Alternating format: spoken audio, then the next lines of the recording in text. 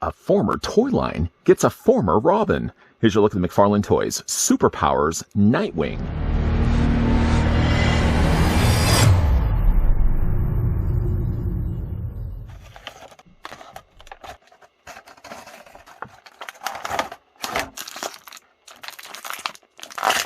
Dick Grayson began his crime-fighting career as the original Robin, Batman's protege and crime-fighting partner.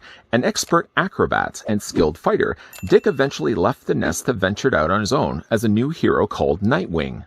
Now, before we get a closer look at the details on Dick, that didn't sound too right, we're going to go ahead and take the tape measure and measure it right to the very top of the figure. Dick Grayson, that is, stands about 4 3/4 of an inch tall, or the figure's about 11 centimeters in height. Now, 2 of the 3 figures from this wave have accessories included with them.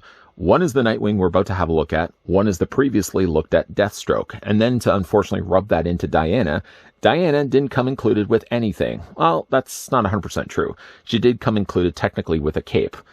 Other figures we can bring in for some comparisons here. We can bring in, obviously, Batman. Batman's going to be one that's probably the closest in relationships with Nightwing. Of course, formerly being a Robin until eventually branching himself off and becoming his own hero. Here's also what the figures look like with John Stewart Green Lantern. And one can't also forget about the Flash. Flash we'll put in the back. There we go. Yeah, quite a good collection of Superpowers figures. They are, though, lacking, of course, the featured gimmick that would have been the big thing, the big draw about the original 80s line. While they aren't, unfortunately, having those anymore, I do think they make up for rather nice, interesting, retro-inspired sculpts. Yes, unfortunately for Diana, who didn't come included with anything, Nightwing at least comes included with his Eskrima or Kali sticks. We can go pick up those right now. They're not as soft as Deathstroke's sword. I don't think anything is as soft as Deathstroke's sword, but these are still pretty soft in plastic. They don't have any real details done to them. I mean, it looks more like they just molded these in the dark gunmetal gray plastic, and that was it. But I guess that's really all it needs necessarily. I mean, if you pick the figure up normally, there would be a section on the back that you'd be able to store the Eskrima sticks. In a case like this, for the Superpowers release of Nightwing, the only option that you have available is to obviously put them into his hands. And at least, unlike other Superpowers figures that may have a gripping hand and then a closed fist, Nightwing at least benefits from having 2 gripping hands. So you then can take the Kali sticks and fit them into his hands. And I admit that will look rather nicely. The original toy, I'm sure if this was something that would have been back in the 80s with the original Kenner Superpowers line, probably would have involved you squeezing Nightwing's legs together. And then these probably would have swung back and forth. They did pretty good to mirror, I think, the gimmick along with what superpower, super ability those characters had. Flash, for example, you would squeeze his arms and then his legs would move back and forth really, really fast, really, really fast. But in cases like characters that would be swinging or punching, or in this case, moving Kali sticks, you would simply just, again, squeeze the legs together, and Nightwing's likely would just move his arms back and forth. Without not having that, unfortunately, you still manage to get a decently detailed looking Nightwing. We're going to go ahead and, in fact, actually remove the Eskrima sticks for right now because I don't want to get them in the way of things. Yeah, detail-wise, it's a nice looking Nightwing. I can't speak to whether we will be getting eventually a Robin. I'd like to hope that we will be. I mean, if we're already getting ourselves a Cape Crusader, a Robin seems like a no-brainer, but maybe the plan is just to give an older-looking Dick Grayson instead, with that being Nightwing. Now, there really isn't a lot of paint happening here on the figure. I'm guessing it's more just black molded plastic. The plastic does do nice job, in fact, actually, as sculpting and showing off all the muscles on Nightwing's body. It literally looks like this was painted on top of his body. And what little there is of paint, at least he does manage to get the blue stripe that he has in the familiar costume running up his arm, running up his forearm, again across his shoulders, and then you get this Nightwing sort of symbol that he has on the front of his chest. That same sort of blue also gets shared with the mask that he has on his face. The skin tone that they've given his face is actually very close to what we actually got from Batman. I still have noticed, though, with many of the DC, with many of the Superpowers figures, correct myself, that they seem to have not always shared skin tones. Like, while it is pretty close to Batman, you can see that Batman's skin tone is actually a little bit more of a pink color. Nightwing's is a little bit more on the paler side. Hair is nicely sculpted. Despite having long hair, or at least a little bit fuller of a hair on the back, he doesn't seem to have any limitations when it comes to the articulation. Granted, yes, when it comes to these Superpowers figures, they are going to be pretty limited on articulation. Count these with me. You have 1 in the head, you have 2 in the shoulders, that's 3, nothing in the waist, and you only have the legs and the knees. That's it. So you're getting, 7 points of articulation when it comes to these figures, which really the original Superpowers figures also had about that same amount. even knee articulation as well, which I was kind of surprised to see until eventually I dusted off my Hal Jordan. And then I realized that that figure also has knee articulation as well. And mentioned already in the earlier reviews, I'll mention again here in Nightwing, he does have, again, peg holes in the undersides of his feet. Even though the figures, none of these figures come included with display stands, if you just happen to have one of these, like I had this all readily planned, you can actually use yourself a regular DC Multiverse display stand. You can use that in the one peg that's up the top corner, and then you can attach, only to 1 foot unfortunately, you can attach it at least to a display stand. So if you have any cases of figures that have had a tough time to stand, so far, the only figure that I had a real tough time to get to stand of the Superpowers line was probably the Wonder Woman, just because, again, like the Wonder Woman has slightly smaller feet. Nightwing has bigger feet, and of course he has big feet like all the other figures. So again, like he stands really fine on his own. You really do want to make sure like his feet are straight, and sometimes it may involve you having to kind of tilt the torso back, give him that really straight looking build, and then of course he's going to stand perfectly fine. For the articulation, I've already run through pretty much all of it anyways, but the head does rotate all the way around. The arms rotate all the way around. If this was the original Superpowers figures, you likely wouldn't be able to do this with the arms. What you would end up being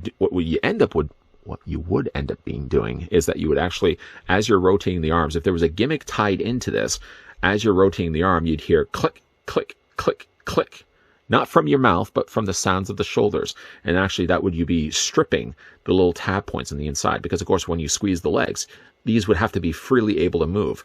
I'd often do that with some of my older Superpowers figures. The ones that I had, I think, was like Red Tornado, Martian Manhunter. I had really obscure ones. But I usually would also force this as a young age. I would just be like, click, click, click.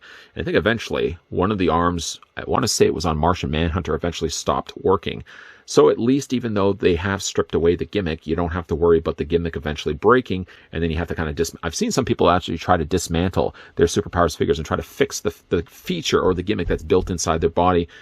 Saves just a lot of trouble by just molding this into plastic and calling it a day. And of course, yeah, the legs do move forward and back, no problems whatsoever there. And then again, there's like the knee articulation. So while they are limited on the articulation front, I do think you're getting nice looking figures.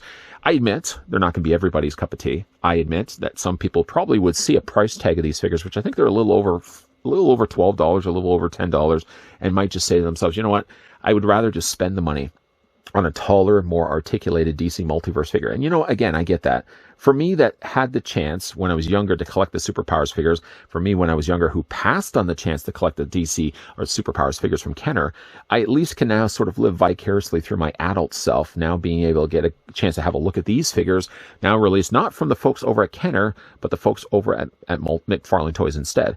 Now again, I get not everyone's going to love this line, and some people might just say, again, I would rather not invest into a retro line, especially one that has such limited articulation. But, honestly, I would say as somebody that wasn't really warmed up to the idea of any other company approaching a Superpowers line, one especially like McFarlane's team that would have not incorporated that gimmick built into the bodies.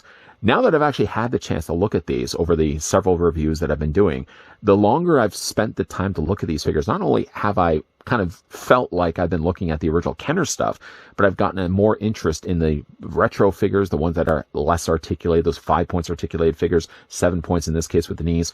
I'm liking this line so far. I don't know, though, if we are going to be getting any more of this kind of stuff. As far as I know, I think the latest wave that they have released is the wave. Oh, I just also forgot Deathstroke. The latest wave are, in fact, the figures that we just recently had looked at here in this channel. A little bit behind the Wonder Woman, the Nightwing, and the Deathstroke are, as far as I know, the most recent wave. I don't think they've done anything recently after that. I hope, though, we are going to be getting some more Superpower stuff, because I hope that we are going to be getting some of those characters like the ones I mentioned in earlier reviews. A Joker, for example, a Harley Quinn would be some of my favorites. Even like Batman villains as a whole, I think would make for really good opportunities and good material for future Superpowers figures. Let's hope that's the case. Now, I know this line is supposed to be based on a line that existed way back in the 80s, but, considering the fact that this guy was actually gifted not just one but two Eskrima sticks, I wish that they could have also added a clip on the back of Nightwing's torso. Maybe that's not something that Kenner would have done with the original line, but also Kenner was not producing a Nightwing figure back in the day either. I think that would have been a nice place, a storage place to put the Cali sticks if you didn't decide you wanted to have it in Nightwing's hands. I'm still going to be displaying him with those in his hands. One thing I also am doing here in Final Looks too, you may have already noticed, is the fact that the figure's attached onto the display stand. Universal peg will work fine with these Superpowers figures. but that's to also ensure, because if you're going to be bringing the arms forward like I've got right now, it does sort of throw the balancing off of Nightwing and he falls over, especially if you got him rotating like this on a turntable. Many of you probably will not be displaying your figures on your shelves on rotating turntables, but obviously for a person that's reviewing it, the guy that behind the camera like me, I'm obviously going to want to get this guy to make sure he's not going to fall over while I'm talking away. And I did do a lot of talking away at the end of this video, but I did use a display stand just in case. While this guy does not have a lot of paint, I mean, really, when you look at the other figures that we've already had a look at, I think he's the one that has the least amount of paint because he already has a black costume. Obviously, it's a no-brainer that McFarlane's team would have not just molded this guy on black plastic and then just only painted the details that he has in the costume in blue, painted it similarly also in the plastic body as well. The blue does work well. The blue does also match the mask that he is also wearing on his face. It's all in all not a bad looking Nightwing. I would certainly say, though, if you guys are still kind of on the fence, I'm a little iffy, is the person that's saying that right now watching this review, as to whether I even want to get into this stuff.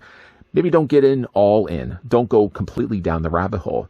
But you might find yourself, if you pick up one or two of these, getting them home and not finding a love for these that you maybe didn't think you would have had in the first place.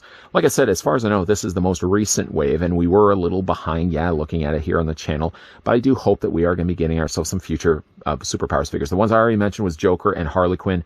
I would love to see both of those get approached with sort of that stylized thing that McFarlane's team is doing really well with the Superpower stuff. I can only imagine how cool like a Harley Quinn would be and a Joker would be. Let's hope that that's still something that's going to happen. Have you guys been collecting any of these Superpowers figures? You have? Fantastic. Let me know down below in the comment section which ones you have collected, and as a whole, what do you guys think of this line so far? I would really like to be able to hear from both sides of the argument, like some that would say, like, it's not my thing, buddy. As much as I enjoy your videos, thank you for that, by the way, it's not something you're ever going to sell me on. I don't like the Superpowers line. And then there might be someone in the opposite end of the other end of the spectrum in the comment section saying, you know what, yeah, I'm loving this line, because I never had the chance, or I even had the chance to collect the Superpowers stuff when I was younger. This sort of, again, just kind of reminds me of the Superpowers figures that I have, and also gives me the chance to pick up some figures of characters that never really existed back in the 80s in the first place. So yeah, I would like to certainly hear opposing sides, opposing arguments. Let me know down below in the comment section what you guys think of the Superpowers line. And as well, if you guys have enjoyed this video, why not throw it a like? If you guys are loving the content you guys are seeing and certainly on board to see more, even though we are kind of wrapping things up right now for Superpowers, rest assured we are still be looking at some more McFarlane toy stuff. Lots of DC stuff in the pipeline, so if that's the kind of thing that you guys like to come back to this channel for, come back to this channel, please and thank you. As always, guys, thanks for watching. See you guys next time.